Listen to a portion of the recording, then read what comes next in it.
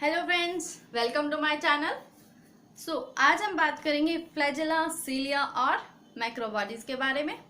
तो इनके बारे में डिटेल इन्फॉर्मेशन लेने के लिए वीडियो का एंड तक ज़रूर देखिएगा, because half knowledge is a very dangerous thing. कभी भी हाफ नॉलेज नहीं लेनी चाहिए, बिकॉज वो हमारे लिए कहीं ना कहीं हार्मफुल हो सकती है। किसी चीज़ की नॉलेज लो तो पूरी लो, वरना मत लो। तो चलो हम वीडियो स्टार्ट करते हैं। हम माइक्रोबॉडीज से देखते हैं। Microbodies, as the name indicated, micro, that means small. Smallest cell organelle is present inside the cell is termed as the microbodies. There are two types of microbody exist. हमारे पास दो type की microbodies होती हैं। First one is peroxisome, second one is glyoxysomes. Peroxisomes क्या करती हैं? उनके अंदर एंजाइम्स प्रेजेंट रहते हैं जो कि हमारी बॉडी के कॉम्प्लेक्स सब्सटेंसेस की ब्रेकडाउन करने में हेल्पफुल होते हैं, या फिर हार्मफुल और पॉइजनस सब्सटेंसेस की ब्रेकडाउन करते हैं, उनकी लिसिस करते हैं और उनको बॉडी से बाहर निकालते हैं। एंड प्रोटीन्स प्रेजेंट रहते हैं पेरोक्सिसोम्स में। उन प्रोटीन्स का एक स्पेसिफिक नेम होता है, दैट टर्म्स एज अ पेरोक्सिन्स। हमारी बॉडी के अंदर बहुत सारे कई बार पॉइजनस और कॉम्प्लेक्स सब्सटेंसेस आ जाते हैं। एंजाइम्स जो रहती हैं, जो नॉर्मल एंजाइम्स रहती हैं, उनके पास इतनी कैपेबिलिटी नहीं रहती है कि वो कॉम्प्लेक्स सब्सटेंसेस को ब्रेक डाउन कर सके, उनको तोड़ सके और हमारी बॉडी के सेल्स को हार्मफुल होने से बचा सके। तो कुछ स्पेशल एंजाइम्स रहती हैं जो कि स्पेसिफिकली पॉइजनस और हार्मफुल सब्सटेंसेस को डिग्रेड करती हैं और हमारी बॉडी के सेल्स को हार्म होने से बचाती हैं।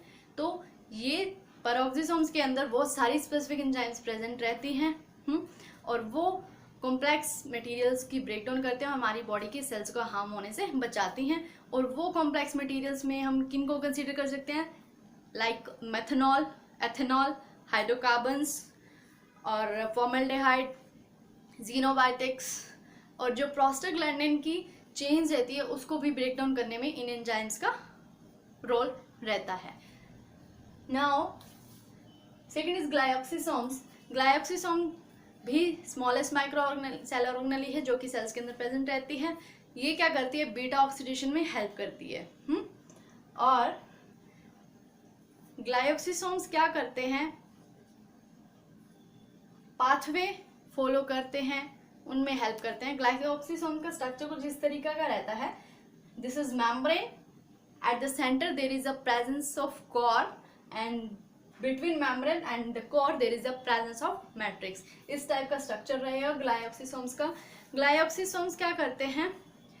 पाथवे फॉलो करते हैं, कार्बोहाइड्रेट की फॉर्मेशन करवाते हैं। जब वो कार्बोहाइड्रेट की फॉर्मेशन कराते हैं, लास्ट में एसिटाइल कोए बन जाता है।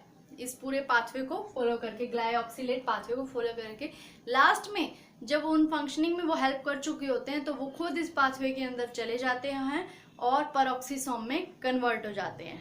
पहले ये हेल्प करते हैं, फंक्शनिंग देते हैं अब इनकी वजह से, और कार्बोहाइड्रेट की फॉर्मेशन होती है और फिर खुद ये पाथवे में चले जाते हैं। जब पाथवे साइकिल फिनिश हो जाती है उसके अंदर चले जाते हैं और पेरोक्सिसोम्स में कन्वर्ट हो जाते हैं। तो this is all about the microbodies. अब हम देखते हैं flagella and cilia. Let's see cilia and flagella. Cilia and flagella आपने कभी भी स्मॉलेस्ट क्लासेस में सुना होगा, प्रीवियस क्लासेस में, कि हेयर लाइक स्ट्रक्चर होता है ऑर्गेनिजम्स के सरफेस पे। Hair like outgrowth of the cell membrane. Cell membrane की हेयर लाइक आउटग्रोथ होती है, उसको हम बोलते हैं flagella and cilia. Produce a current. Flagella और सीलिया क्या करती हैं? हेयर लाइक स्ट्रक्चर होता है। अगर वो वाटर में है तो वो वाटर में है या फिर बाहर के एनवायरनमेंट में है, अलग अलग फंक्शंस परफॉर्म करेगा। अगर हम वाटर वाले ऑर्गेनिजम्स की बात करें जिन पे सीलिया और फ्लैजेला है, वो क्या करेंगे? उस सीलिया और फ्लैजेला के हेल्प से वाटर मीडियम के अंदर करंट पास करेंगे। कुछ इस टाइप का करंट होगा कि fluid material, that is water, उसके अंदर एक करंट जनरेट होगा जिसकी वजह से वाटर मूवमेंट हो जाएगी। वो अगर मूव कर सकता है ऑर्गेनिज्म तो वो वहाँ पर जाएगा और अपना फूड ले लेगा। लेकिन अगर वो मूव नहीं कर सकता तो वो क्या करेगा? करंट जनरेट करेगा, अपने आसपास के मटेरियल्स को मूव कराएगा ताकि वो आगे पीछे होके घूम घूम के उसके पास आए, जो उसका फूड होगा वो खुद ले लेगा। लेकिन अगर वो मूव कर सकता है तो वो खुद उसके पास चलकर जाएगा। लेकिन अगर वो मूव नहीं कर सकता इन केस वो अपने आसपास के मटेरियल की मूवमेंट करवाएगा जिसकी वजह से फूड उसके पास आ जाए।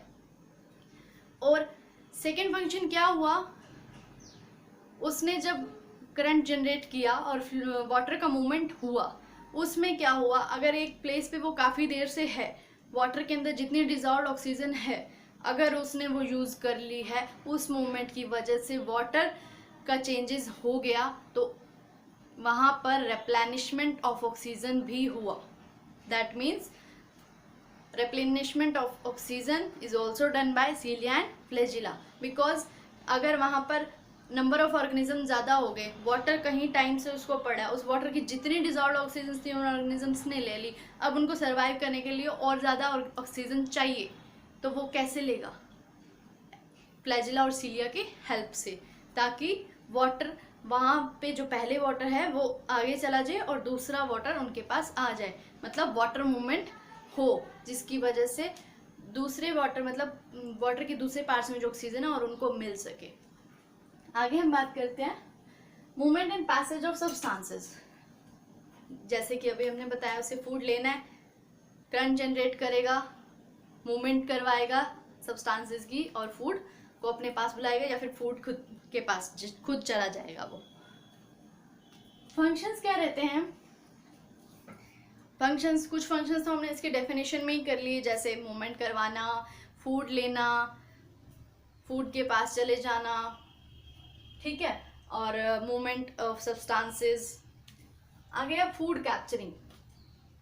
फूड कैप्चरिंग सीलिया और फ्लैजिला का अनदर फंक्शन है फूड कैप्चर। कैसे, वही बात, अगर वो मूव कर सकता है तो वो खुद जाएगा, अगर नहीं कर सकता तो करंट जनरेट करके मटेरियल्स की मूवमेंट कराएगा, जो भी उसके आसपास हैं, फूड उसमें आएगा तो वो उसको एंगल्फ कर लेगा। Second is show sensitivity to changes temperature. कई बार क्या करता है, टेम्परेचर चेंज रहता है, लाइट चेंजेस होते हैं, जैसे वाटर के यहाँ भी टेम्परेचर ऑलमोस्ट कभी रात में चेंज हो जाता है। अगर वाटर के हम एक्वाटिक एनिमल्स की बात करें तो उनके लिए वो सेंसिटिविटी शो करता है। और अगर हम लैंड एनिमल्स की बात करें, उनके जो फ्लैजिला और सीलिया हैं वो रेस्पिरेटरी ट्रैक्ट में हेल्प करते हैं, रेस्पिरेटरी ट्रैक्ट से जितने भी डस्ट पार्टिकल हैं उनको बाहर निकालते हैं। Release sticky substance help in the gamete fusion. कुछ स्टिकी टाइप का सब्सटेंस रिलीज करते हैं, गैमेट फ्यूजन में हेल्प करते हैं। गैमेट फ्यूजन दैट मीन्स अगर मेल और फीमेल की फ्यूजन नहीं होगी तो प्रोजेनी जनरेट नहीं होगी। In aquatic animals they can do that, secrete a sticky type of substance, जिसकी वजह से मेल और फीमेल के जो गैमेट्स होंगे वो आपस में फ्यूज हो जाएंगे, so the progeny can start forward. अभी हमने बात कर ली सीलिया और फ्लैजिला ऐसे होते हैं, कुछ तो डिफरेंस रहा होगा ना इनमें। आपने सोचा सीलिया भी है फ्लैजिला भी है, क्या दोनों ये काम करते हैं, लेकिन कुछ डिफरेंसेस इनमें भी हैं जिनको हमेशा आप पॉइंट याद रखिएगा, बहुत बेसिक सी कंसेप्ट है। लेट्स सी, सीलिया जो रहते हैं वो सेल में बहुत न्यूमरस अमाउंट में रहते हैं। दे आर फ्रॉम 300 to 14,000, 300 से लेके 14,000 तक इनका नंबर रह सकता है। एक सेल के अंदर 300 से लेके 14,000 तक सीलिया प्रेजेंट रह सकते हैं। लेकिन जब हम फ्लैजिला की बात करें, एक सेल पे या तो एक होगा या दो होगा या तीन या चार, बस 1 से 4 तक हो सकते हैं, इससे ज़्यादा फ्लैजिला नहीं हो सकते। तो this is a major difference.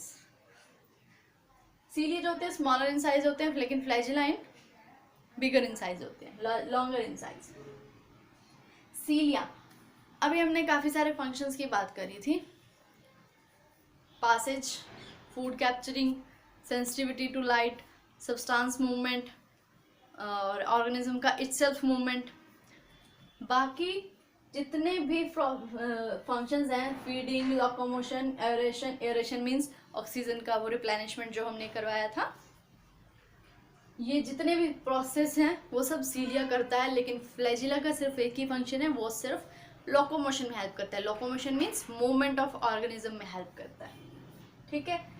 Last difference in between cilia and flagella is found at major part of the surface of the cells। जैसे कि हमने बात करी, cilia can present in 300 to 4,000 number, at a single cell. So अगर इतना ज़्यादा number है तो वो सेल का बहुत सारा सरफेस तो कवर करेगा ना.